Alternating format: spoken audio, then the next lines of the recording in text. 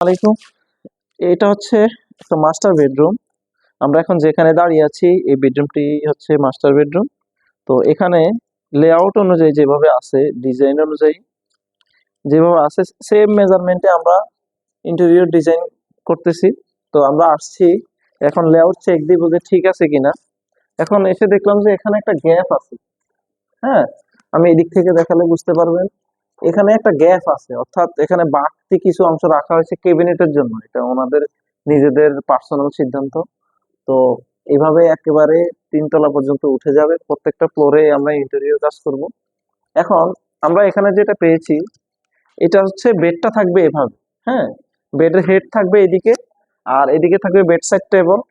এখন এখানে যদি আমি এই ক্যাবিনেটটা করি, ক্যাবিনেটের জন্য আমার 2টা পাল্লা করলে ক্যাবিনেটের পাল্লাগুলো যদি ওপেন করি, তাহলে আমার এখানে 17 ইঞ্চি জায়গার প্রয়োজন।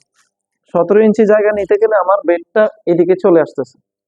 এদিকে চলে আসলে এখানে আমার বেড সাইড টেবল হয় না, অর্থাৎ আমাদের ডিজাইন অনুযায়ী কাজটা হয় না। এখন আমরা মালিকের সাথে এই বিষয়ে আলাপ করব, আমাদের যিনি সম্মানিত ক্লায়েন্ট আছেন। আরেকটা বিষয়, সেটি হচ্ছে আমি যতটুকু ধারণা করতেছি সেটা হচ্ছে এখানে একটা গাঁথুনি আছে ডিজাইন অনুযায়ী। এই যে ডিজাইন অনুযায়ী এখানে একটা গাঁথুনি আছে, গাঁথুনি, তারপর হচ্ছে ডোর। হ্যাঁ, তো সেই অনুযায়ী এখানে গাঁথুনি করা হয়েছে। গাঁথুনি করার পর আবার সম্ভবত এটা ভাঙা হয়েছে।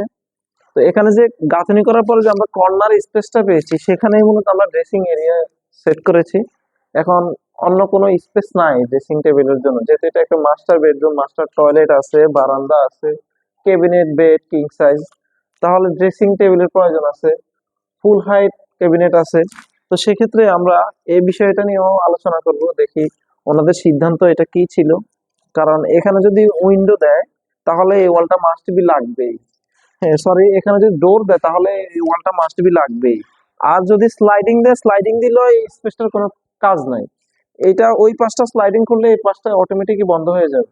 তো দেখি আমরা আলোচনা করি কি হয়। ধন্যবাদ। আসসালামু আলাইকুম।